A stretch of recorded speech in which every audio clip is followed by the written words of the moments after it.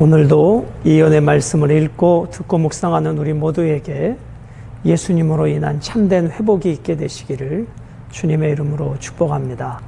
함께 나눌 본문 말씀은 사도행전 16장 1절로 15절의 말씀입니다. 역사의 주권자이신 하나님의 계획은 빈틈없이 실행되어지고 완성되어지는 것입니다. 때로는 나의 계획과 나의 생각이 아니라 하나님의 방법과 하나님의 계획대로 인도하십니다. 여러분, 신앙생활할 때 중요한 것은 내가 가지고 있는 선입견, 내가 가지고 있는 지식, 물론 그것이 우리가 일상을 살아가는데 유용하게 쓰여질 때도 많이 있습니다. 그러나 때때로 그것보다 앞서는 것은 하나님의 뜻이요 하나님의 말씀입니다. 다윗이 하나님의 성전을 건축하려고 했을 때 하나님이 막으셨습니다.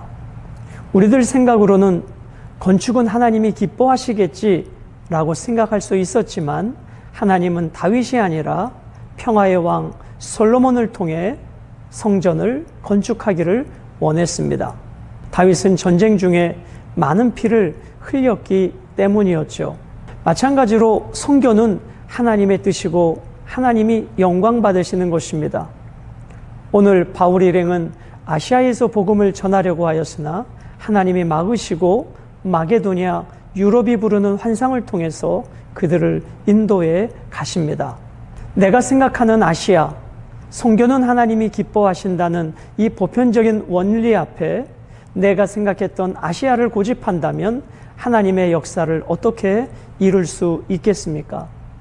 그러므로 오늘 우리는 본문을 통해서 매 순간 하나님의 인도함을 받는 것, 내 경험과 지식과 생각을 내려놓고 하나님의 인도하심을 받는 것, 그리고 그 인도하심에 순종하는 것, 오늘 본문을 통해서 그러한 은혜가 있게 되시기를 주님의 이름으로 축복합니다. 이제 바울과 실라 일행은 수리아와 길리기아를 지나 더베와 루스드라로 떠나가게 됩니다. 여기에서 바울의 제자 디모데를 만나게 되고 선교 여행에 동참하게 되어집니다.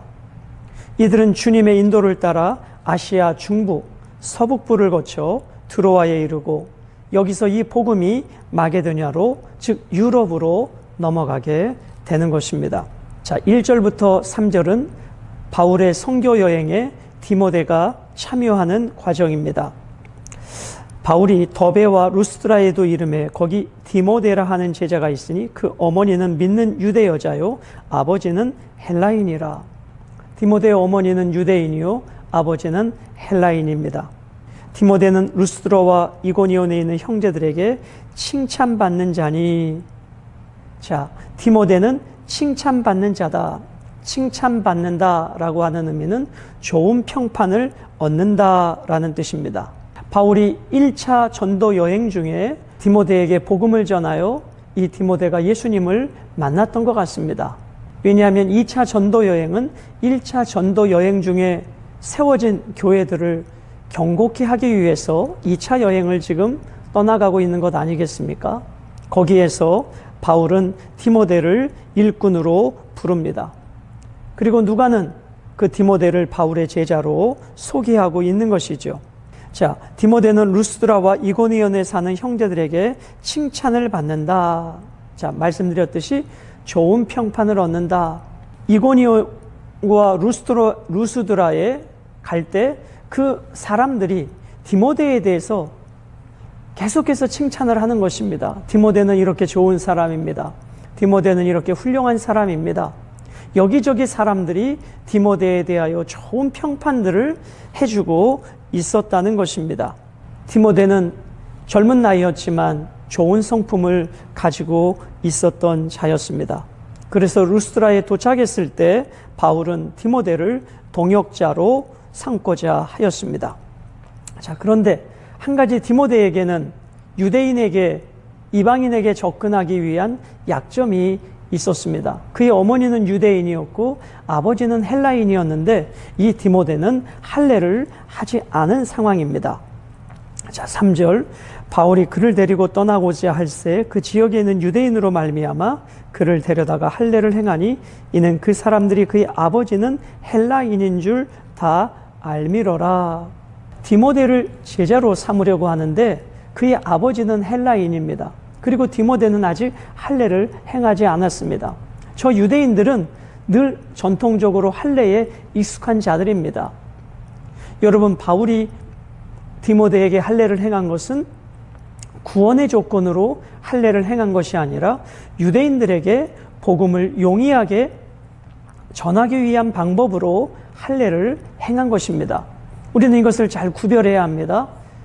구원의 조건으로 할례를 행한 것이 아니라 복음을 보다 효과적으로 전하기 위한 통로로 디모데에게 할례를 행한 것입니다.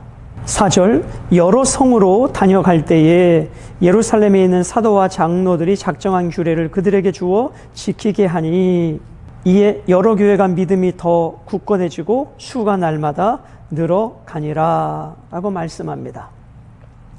바울과 실라와 이제 디모데가 이 선교팀에 합류함으로 인해서 놀라운 시너지 효과를 얻게 되어집니다. 사랑하는 여러분, 지금 바울은 1차 전도 여행 중에 세워진 루스드라, 이고니온 지역을 다시 방문함으로 그곳에 있는 성도들을 신앙을 경곡히 세워줄 뿐만 아니라 또다시 하나님의 복음을 통해서 믿는 자들을 더해가는 놀라운 역사가 일어났다는 것입니다. 교회가 믿음이 더 굳건해지고 수가 날마다 늘어가니라. 여러분, 하나님의 말씀으로 교회는 굳건히 세워져야 합니다. 흔들리지 말아야 합니다. 요동하지 말아야 합니다. 그러려면 교회의 기초는 오직 전통이 아니라 오직 말씀이어야 하는 것입니다. 오늘 여러분과 저의 신앙도 그리고 우리 교회도 전통이 아니라 말씀 위에 세워지는 건강한 교회, 건강한 성도들이 되시기를 주님의 이름으로 부탁을 드립니다. 오늘 바울이 디모데에게 할례를 행한 것은 계속해서 말씀드리지만 구원의 조건이 아니었다는 것입니다. 바울이 디모데에게 할례를 행한 유일한 목적은 복음 전하기 위한 효과적인 수단이었다라는 것입니다.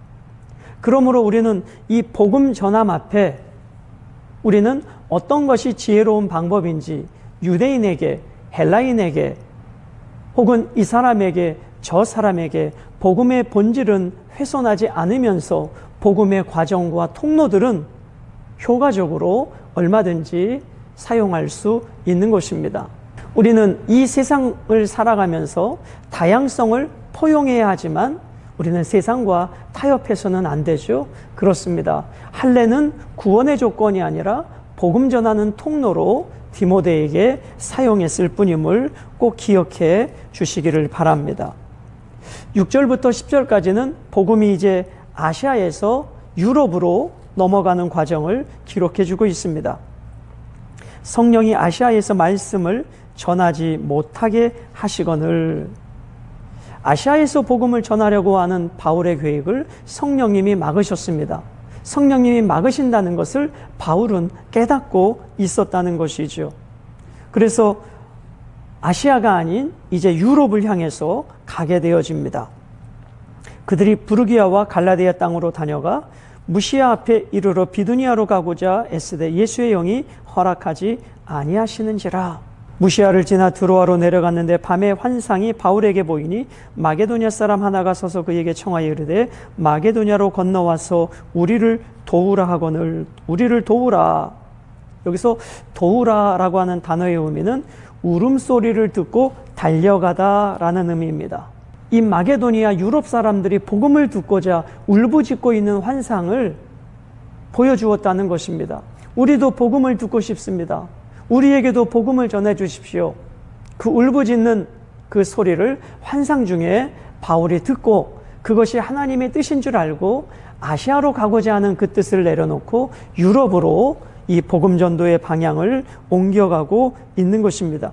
10절, 바울이 그 환상을 보았을 때 우리가 곧 마게도냐로 떠나기를 힘쓰니 이는 하나님이 저 사람들에게 복음을 전하라고 우리를 부르신 줄로 인정함이라. 자, 바울은 그 환상을 보았을 때 곧 마게도냐로 떠나가기를 힘썼다. 곧 지체하지 않았다. 즉시 하나님께서 유럽으로 보내신다는 사실을 알고 순종했다는 것입니다. 여러분, 선교는 인간이 선택하는 것이 아니라 하나님이 부르시는 곳으로 가는 것입니다. 그것이 선교의 본질입니다. 이 부분이 중요해서 다시 한번 나눌게요.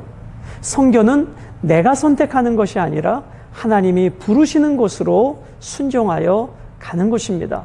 이것이 선교요, 이것이 전도인의 자세여야 하는 것입니다.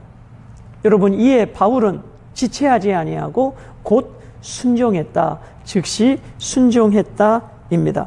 11절, 우리가 드로아에서 떠나 배로 떠나 사모드라게로 직행하여 이튿날 네아폴리로 가고 거기서 빌립보에 이르니 이는 마게도냐 지방의 첫 성이요 또 로마의 식민지라. 이 성에서 수일을 유하다가, 여러분, 빌립보라는 지명을 기억해 주십시오. 안식일에 우리가 기도할 곳이 있을까 하여 문밖 강가에 나가 거기 앉아서 모인 여자들에게 말하는데, 자, 문밖 강가. 자, 문밖 강가는 어디를 말합니까? 성전이 없던 곳에서 하나님 앞에 기도할 때 주로 찾았던 곳이 강가였습니다. 14절, 두아디아시에는 자주 옷감 장사로서 하나님을 섬기는 루디아라 하는 여자가 말을 듣고 있을 때 주께서 그 마음을 열어 바울의 말을 따르게 하신지라. 자주 장사 루디아, 빌립보 교회의 첫 성도, 개척교회 성도가 되었습니다. 그와 그 집이 다 세례를 받고 우리에게 청하여 이르되 만일 나를 주 믿는 자로 알거든 내 집에 들어와 유하라 하고 강권하여 머물게 하니라. 빌립보 교회가 세워지는 역사적 현장입니다. 자주장사 루디아의 집이 빌립보 교회의 시초가 되어졌던 것이죠. 그렇습니다, 여러분. 초대교회에 어떠한 장소, 어떠한 지금처럼 번듯한 건물이 있었겠습니까? 대부분 교회가 세워지는 그 과정은 누구의 집에서 교회가 세워졌습니다. 사랑하는 여러분, 오늘 여러분과 저의 가정이 하나님의 교회로 세워지고 하나님의 말씀이 흥왕이 일어나고 오늘 루디아를 통해서 그와 그 집이 다 세례를 받았듯이 오늘 여러분을 통해서 여러분의 믿지 않는 가족들, 특별히 자녀들, 배우자, 일가, 친족들이 다 예수님을 만나게 되는 축복의 통로가 되시기를 원합니다. 여러분, 내 집에 누군가를 모셔드리는 것은 쉬운 일이 아닙니다. 특별히 하나님의 말씀 전하는 사역자를 집에 모시는 것은 쉬운 일이 아닙니다. 그러나 이 루디아는 그것을 귀하게 여겼습니다. 만일 나를 주 믿는 자로 알거든 내 집에 들어와 유하라. 여러분, 오늘 우리는 코로나 상황에서 목회자를 가정에 초청하기도 쉽지 않습니다. 뭔지 모르게 머뭇거려집니다. 그러나 우리는 이제 이것을 깨어져야 합니다. 목회자는 찾아가야 하고 성도는 목회자를 환영해야 합니다. 그래서 그 가정 속에 예배와 말씀이 이루어질 때 하나님의 영광이 나타나게 되어지는 것입니다. 오늘 루디아의 마음이 얼마나 귀한 마음일까요?